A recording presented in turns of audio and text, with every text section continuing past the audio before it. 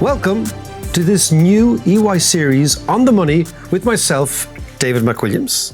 Now, the big question is, what is money? For me, money is the most important force in any economy because money animates human ambition. With it, we innovate, we create new companies, and we push the economy onto a higher growth rate. Money motivates us, it releases human energy, and this energy is what makes the economy dance. It's kind of impossible to imagine our global economy without understanding our relationship with money. I regard money as the foundational technology of human civilization. Historically, wherever we have seen innovations with money, we have seen great leaps forward in what we might call human progress. Money defines the relationship between workers and employers, buyers and sellers, merchants and producers. It defines the bond between the state and the citizen. Money unlocks pleasure. It puts a price on desire, art and creativity. With money, societies can do extraordinary things. For much of the past 100 years, the story of Ireland and money was a simple one. We didn't have enough of it. Interest rates, the price of money, were extremely high. The government was constantly running out of money or borrowing money from other people to keep the place afloat. Irish people emigrated to get their hands on money that we couldn't make here at home. In the past few decades, all that has changed. The place is now coming down with money. Deposits have never been higher. The state's coffers are full, so much so that the government is trying to come up with all sorts of reasons not to spend the cash. People are immigrating into Ireland precisely because they want some of our money. This is the very opposite of the traditional Irish story with money. But, and it's a big but, there is a problem. Bank lending is not anywhere near where it should be. Irish savers are saving, but the banks are not lending this money out. So the money is trapped within the banking system. A healthy financial system is one where the banks recycle money around the economy from savers to investors. This isn't happening in Europe in general and in Ireland in particular. And the European economy is crying out for investment. Now, our government realizes that this is a big problem. But what is it going to do about it? Without money, the economy doesn't evolve properly. Small companies do not get financed or even started. The private sector seizes up, making the economy fragile rather than robust at a time when the global economy is reeling from the war in the Gulf. So how do we get this money that is in the banks out into the broader economy? To tease this out, we're going to be joined by Sinead Ryan, personal finance expert, by Colin Ryan, EY's Ireland's Financial Services Country Lead, and by Brian Hayes, CEO of the Banking and Payments Federation. Sinead, listen, first of all, great to see you. And you, David. It's wonderful to see you. Tell me now, Sinead, I've talked there about the problems, the macro, etc. What are the numbers telling us? What are Irish people doing and why are they doing this? Well, we know that there's about 170 billion stuck in household deposits in the banks in Ireland. Now, that's not big companies and corporations, that's just regular people. And it's been there for a very long time. In fact, it's increasing. So we're saving all the time? We are saving all of the time. €1 in every 7 is being put away. We are probably among the best savers in Europe. Now, this is at a time when people are getting nothing on their savings. Interest rates are rock bottom, and anything they do make, they're being taxed on it. So on the surface, it seems to make no sense. Yeah. So people have money and they're choosing deliberately to keep it in a machine which is just going to eat away what Ronnie Reagan called the silent mugger of inflation. Did he call that? That's quite good. Okay. So why are they doing that? Yeah. Well, first of all, I think it's important to work out who it is. So there's two big chunks of savers that you can't really touch. One are the young people saving for a house deposit. Okay, they have to be seen to be doing that prudently and safely, probably in the bank that they're going to end up getting their mortgage with. Then there's a chunk of people over 70. So their pension lump sum, The money that they have, they are a very risk-averse group of people, and they don't want to be investing later in life, doing something that carries a risk. They don't want to lose. Exactly. So there's a big skew towards those two groups of people. And then you have a cohort of people in the middle who are naturally a very risk-averse people. So Tilda, the longitudinal study yes. in TCD, did a great piece of research on this, and they asked people how likely would they be to take their money out of a deposit account and invest it somewhere else. And they gave them a scale of risk. An astonishing 70% of men and 83% of women said they will only do it if there is absolutely no risk involved. But if there's absolutely no risk involved, correct, there can't be any return. Correct. And so people are really, Irish people have become incredibly risk-averse. Incredibly risk-averse. And this is throughout demographics. It's with both genders. The only cohort of people who seem to be bucking that trend are the very young people with their first money who are gambling with crypto. The Bitcoin bros. Correct. The Bitcoin bros, yes. Correct. Right, okay. And we hope that all ends well for them. Take those out of the equation, but let's come back. So do you think that the psychology of the Irish person has been permanently changed, let's say by 2008, by the legacy of the crash, where so many people thought they were buying something that so many people said, this is grand, it'll be fine. Do you think that's what it is, or do you think it's something else going on? There's definitely a fear factor. There's no doubt about it. But you can go back further. You can go back to the 1970s oil crisis and the recession that followed, the 80s, where there was no money in the country at all. So there's a long legacy of history that if you take a risk in Ireland, it's going to backfire on you. Right. And people are like safety first. So when you go into your bank account and you can see your savings there, in people's heads, they can see it, feel it, touch it, and most importantly, go down and collect it tomorrow. And if you say to somebody, look, there's 20,000 there, but in fact, next year, it's not going to have that buying power. It's going to be worth 18. Yeah. They will perfectly reasonably turn around and say, no, I can see it. It says 20. So you're talking about a financial literacy problem. So what you're saying is that people don't really understand when they see a lump sum, they don't think about inflation, they don't really think about the rate of interest they're getting. What they're saying is, that's there, it's mine, and as long as it's there, it's mine, at some stage in my life, I will either use it or pass it on to the next generation. Correct. And you have families, and this is most families, David, because most of us, thankfully, are not economists. And most families... You're absolutely right. I mean, I can tell you there is nothing worse and more terrifying than sitting down with a family of economists, or even 4 or 5 of us together. You know, it's stilted, it's dull, it's boring, it's a little bit analytical, and it doesn't understand what we're talking about now, which is psychology. Because psychology is crucial. The rest is just maths, and you've said that before. The rest is just economics about people. And people can hold 2 thoughts in their head, and they usually do. So you've got lots and lots of Irish people with debt over here. They've got a mortgage, they've got a personal loan, they've got a PCP on their car, they've got a credit card. And they have savings earning nothing. Now, an economist would say, take that, put it there, and get rid of that. So you're basically, your debt is costing you, if it's an overdraft, if it's a current account, or if it's a credit card, it could be 9, 10, 12, 13, 14%. Yeah. And you get nothing. But people don't switch. They don't do that. And the reason they don't do that is they see it as totally separate decisions. Partly because... That's kind of fascinating. Like, they think this isn't my... Like, they see it as their money. So when you take out a loan, they don't see that as the money belonging to all the people who have saved up. In fact, they're one of them. Yes. So they can be one of the people lending back money to themselves. You're a borrower and a lender at the same time. Exactly. Right. Okay. Exactly. And that's okay. That's okay.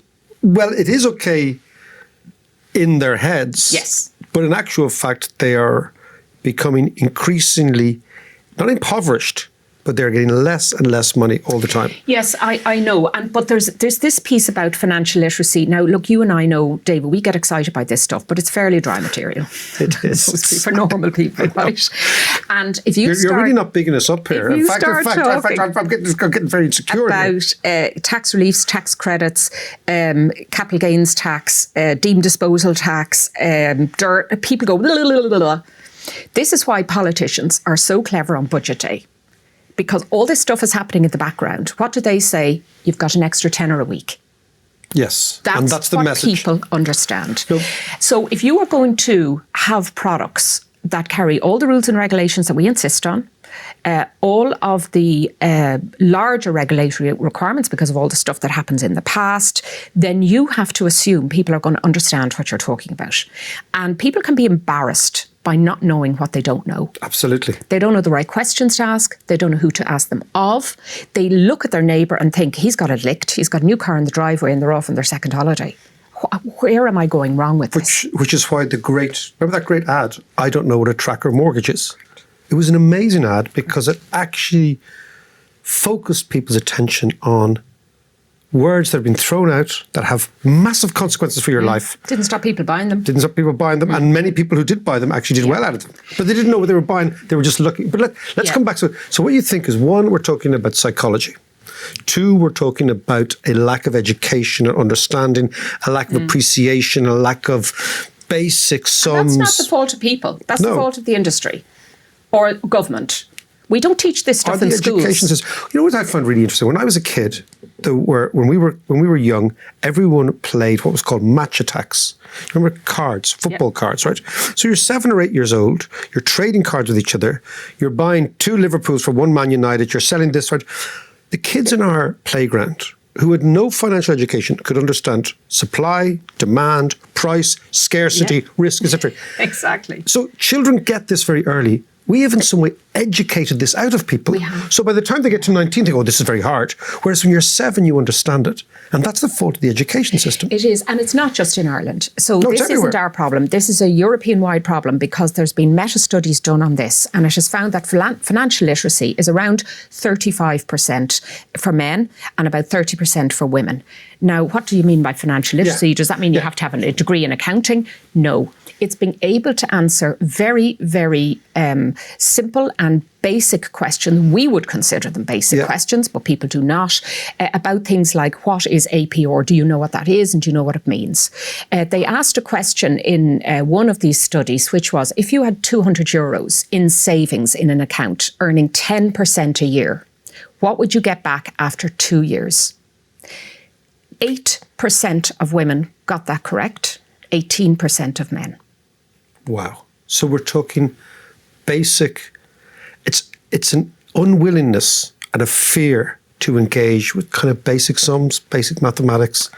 Maybe, but it's also a sense that people want to have known this, but they don't want to have to go and learn it. Well, it's also the thing is, you know, I think you said something very interesting about sometimes when you make a mistake in life, you never own up. Right? Because you're going to say, I was that idiot who did this and I can't believe it, everyone told me not to do this. So you bury those decisions and once you bury those decisions, you try to ignore them, and once you ignore them, you fear them and you run away. Indeed. So you say, this is not for me. Now let's just think, if the state were to say, okay, we have this problem, lots of money in the banking system.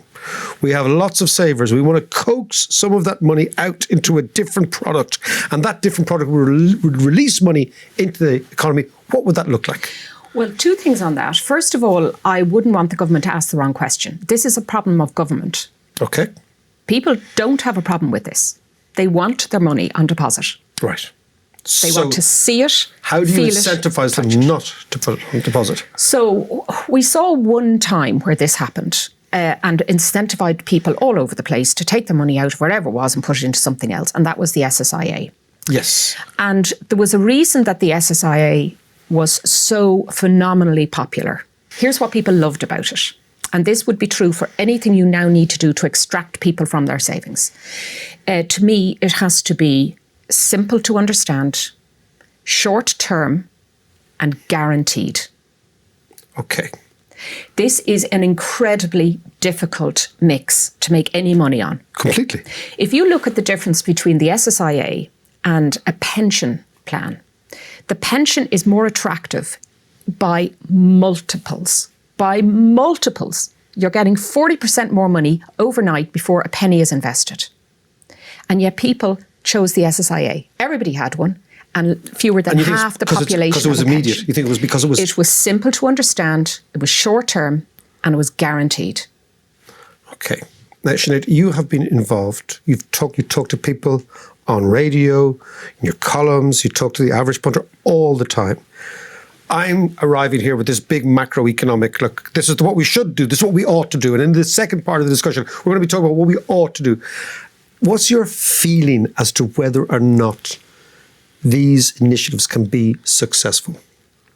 And what we're trying to do again is take money that's on deposit, trapped in the banks, giving it to people who want to invest. And as I said at the top, money is this force in society, and we need it. Do you know what?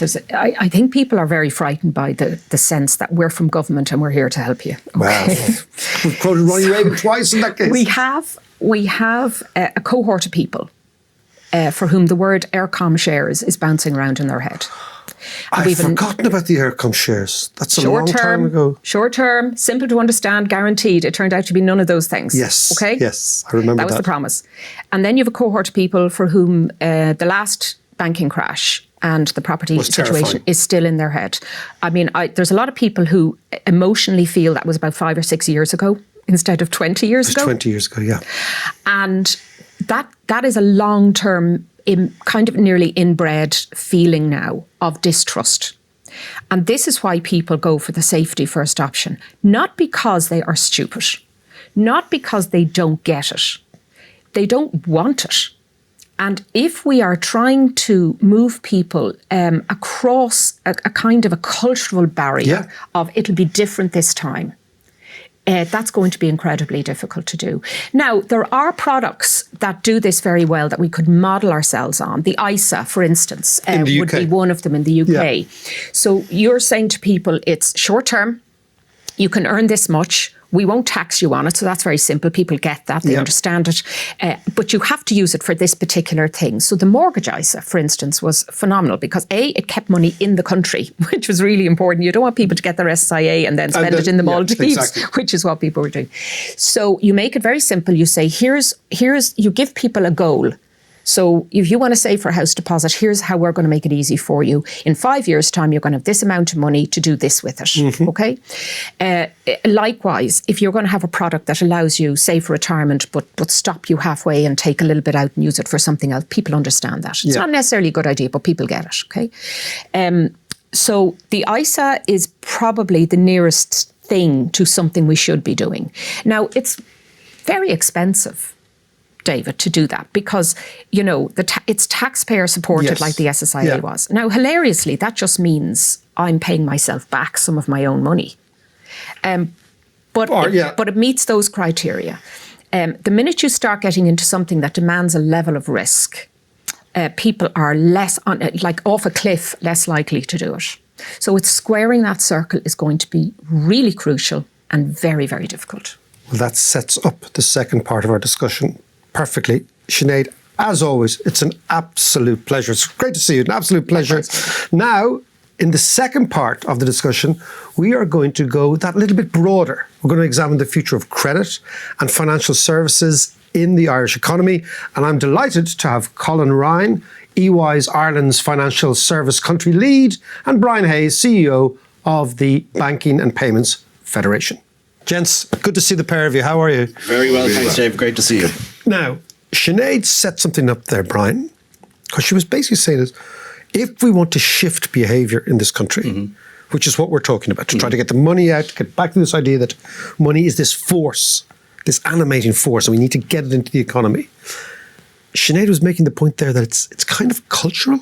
It's a behavioural shift. Yeah, I heard what you had to say, and I think she's spot on. I mean, I think it's deeply psychological. A lot of people, you know, if you're in your 40s and 50s, you might be scarred from the last crisis. A lot of businesses came through the last crisis. They deleveraged, they paid down debt, and maybe a business of 300 people became 200 people, the mom on top type business that, you know, people are aware of. So, you know, I think it is deeply psychological. Remember years ago, we used to have commerce up the old interest rate. Do you remember that? Yes, You're old enough to remember that. Yes, and there was a teacher of ours who used to get up every day and said, you know, he would say, money's a bit like manure. It's no good unless you spread it around. He's absolutely right. And I think there's something in that. Yeah. And we have become probably a nation of savers. And I wouldn't exaggerate too much who has the money, who hasn't got the money, because there's a big gulf between who has the money and who doesn't have the money. But from a banking perspective, you know, money that actually is in deposit helps to originate credit and new debt on the other side of the business.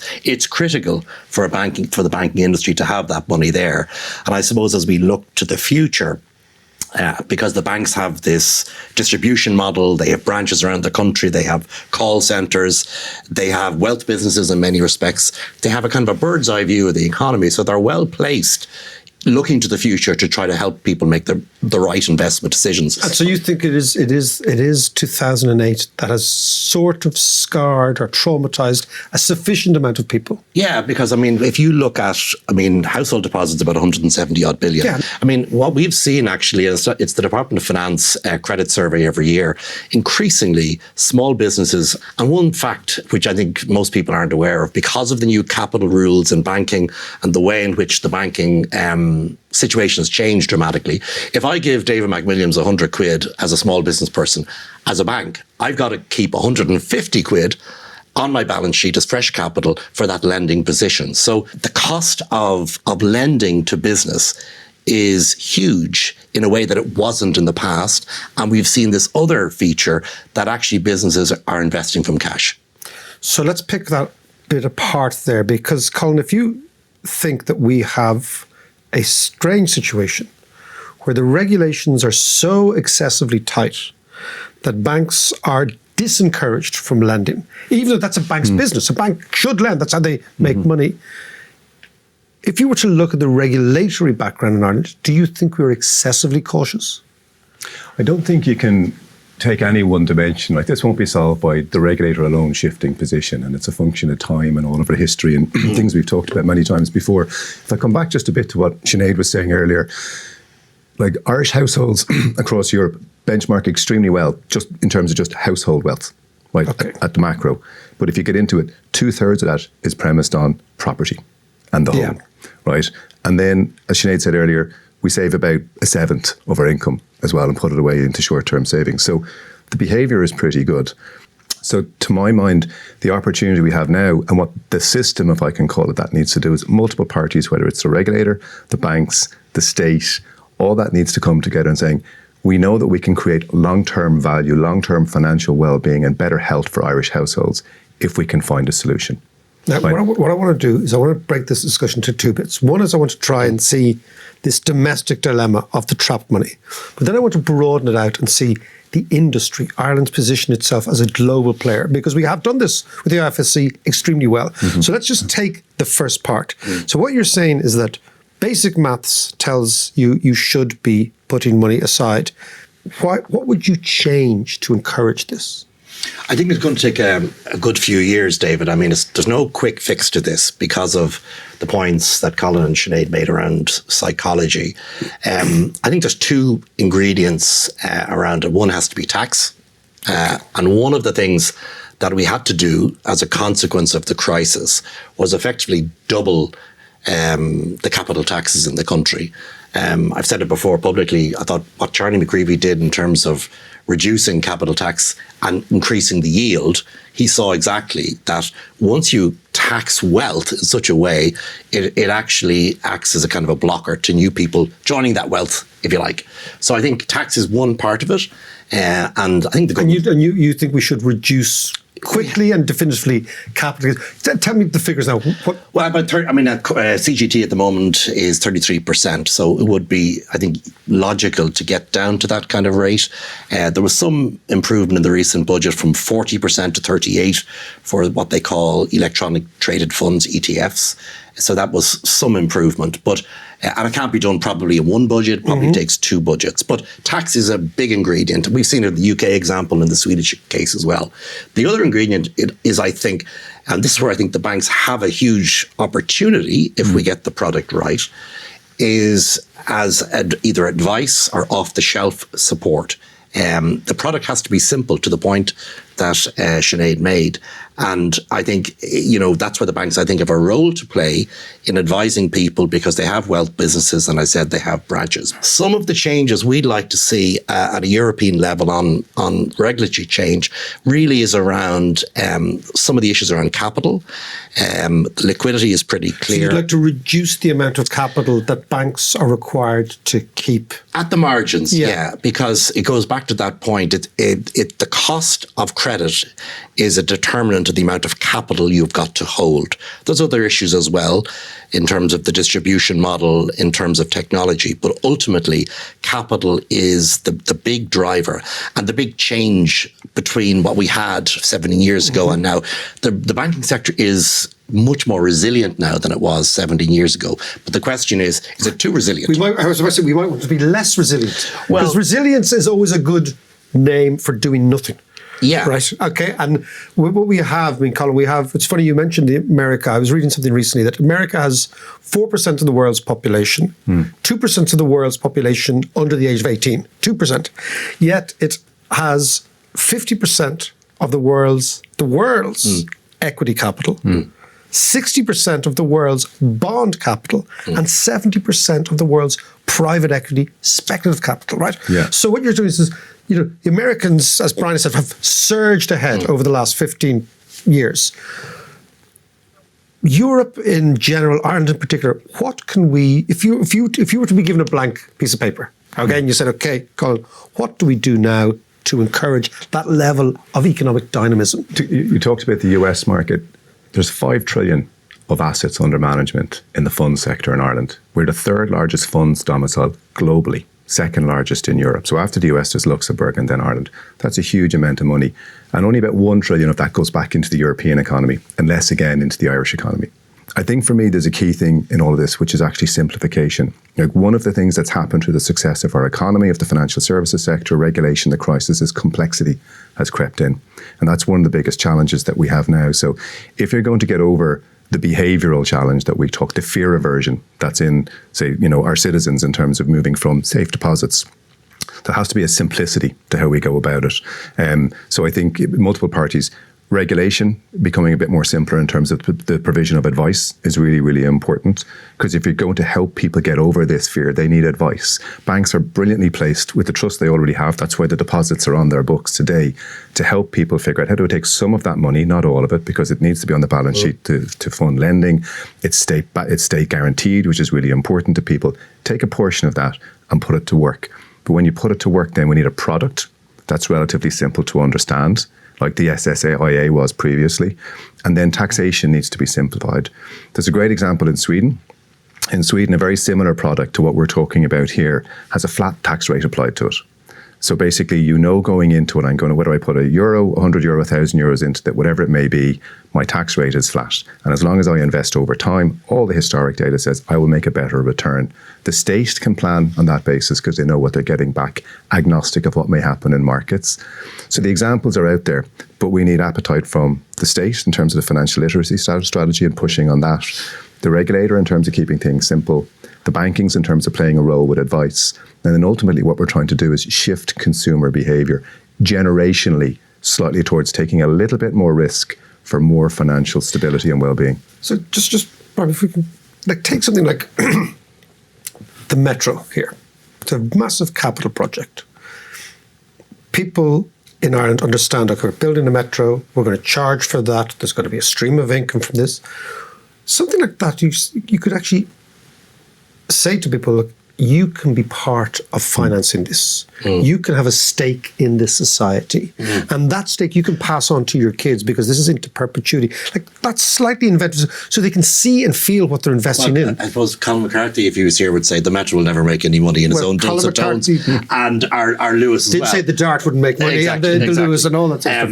But take that, what I'm trying to say is you create something, or housing. Say, we need to build 50,000 houses every year into perpetuity. We will let you be part of this financing. The biggest example of wealth that people have is their home. Yes. When you add up all the houses and you subtract away the mortgages that are held in it, that's wealth, ultimately. It's a wealth that's passed on. It seems to me that at a time where we need housing, there's nothing really to prevent some kind of national bond or support for housing to be put in place. I was saying to you earlier, we built at a kind of a mad time in the economy, 90,000 homes 17 years ago. Yep. The level of new mortgage debt 17 years ago was 41.5 billion that year. The level of new mortgage debt last year, the outturn for 25 across the banking sector in Ireland is a total of 15.5 billion. We've gone from 41 billion, you could argue madness, to 15.5 billion. Now we could do more. So I certainly think on housing, to your point, as a key infrastructure, there's no reason why we couldn't invest in that publicly and privately. Arguably, at the moment, the state provides virtually half of all the public money into social and affordable housing. So it seems to me that there is opportunities there for people to get behind.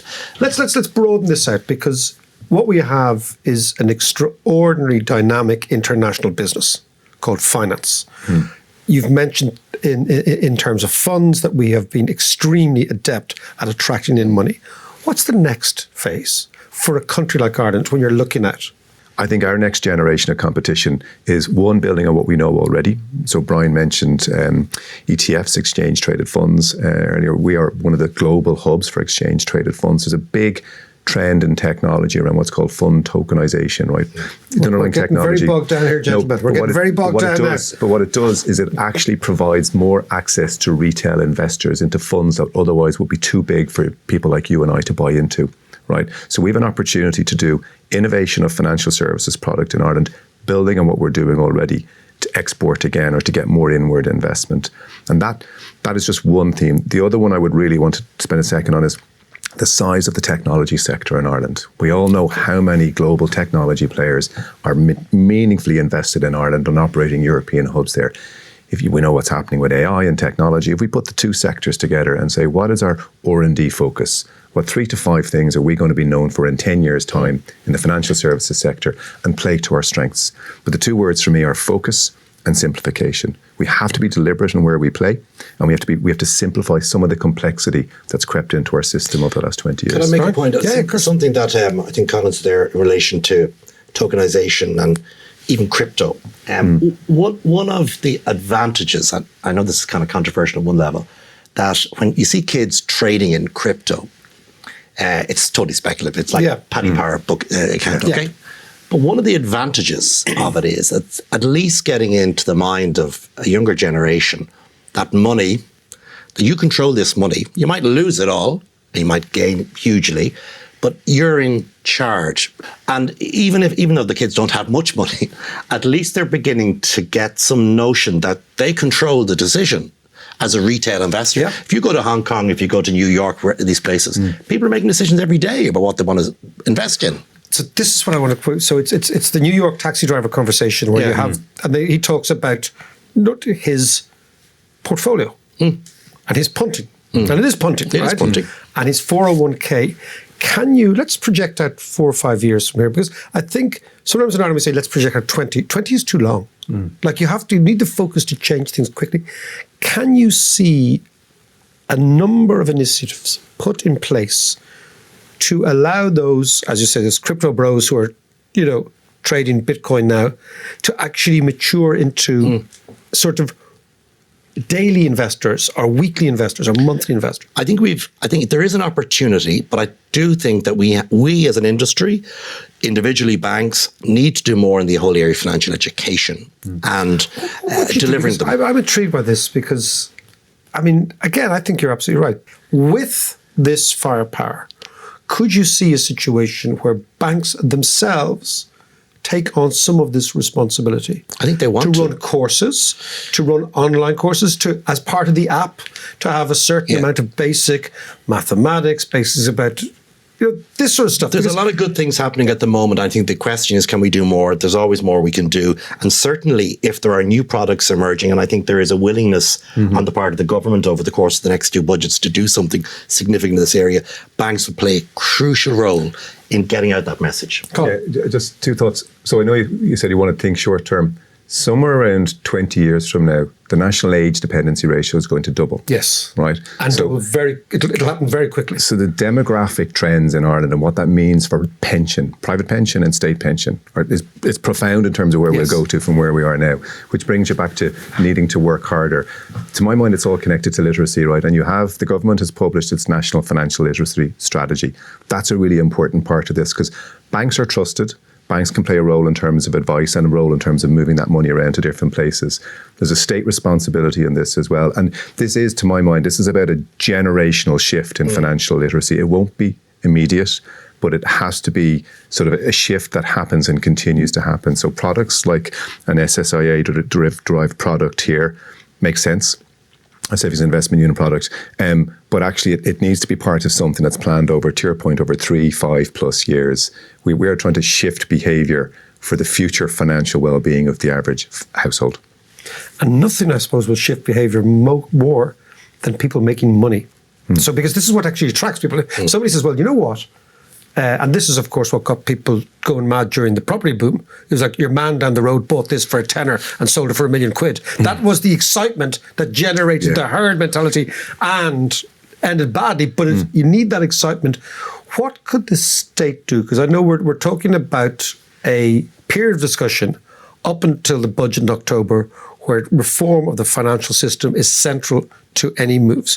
What could the state do to create that winner effect in one product or two products? So people in the pub say, do you know what, I bought this thing 4 or 5 months ago and it's gone up by 3 or 4% and I'll get this and I'm not going to get taxed and you know, it's into my back, that sort of thing, to create that frisson. It's really tax and framework are the two things. It has to be at one level off the shelf if you're dealing with people who are maybe a few £1,000 to put into it.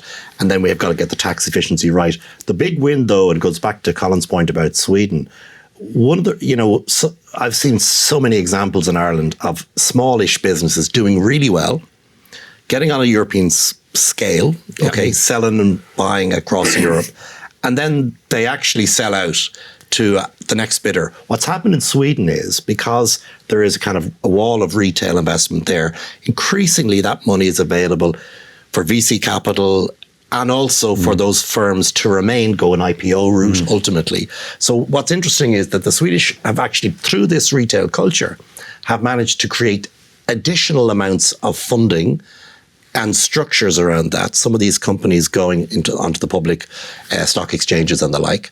And I think that's the big success ultimately. So, people individually in their households being able to do something can lead to a much bigger national win in terms of companies getting this investment and staying. I always remember, Ryanair, Michael O'Leary, he's the connection to Ireland. When he goes, what's the connection to Ireland?